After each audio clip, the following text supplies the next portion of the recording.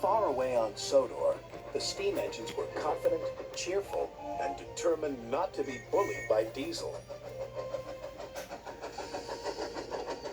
Only James, who now felt really useful too, was complaining. Wobbly wheels.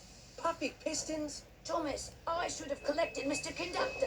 James is right, little Thomas. Collecting Mr. Conductor is an important job. Important is big. James is a big engine.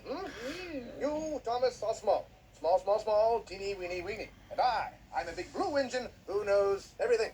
Bossy sprockets. All that steam has gone to your funnel. Hey, there they are. We'll fix their wagon. I'm not good at backing up. Me neither. What's important is to stand up on our own wheels to Diesel. Toby's right. Diesel knows that the lost engine in the legend really exists. What engine? What legend? Of an engine whose magic makes her more powerful than Diesel will ever be. That's why he wants to find her. Then we'd better find her first. Leave it to the big engines, Percy. Little engines can do big things, especially when they have nice blue paint like me. Hey, just watch what happens to that blue puffball when Harold the Flopper Chopper flies past you. Right. Routine flyby, chaps. Hello. The boss dumps sneezing powder everywhere. Let's start laughing now.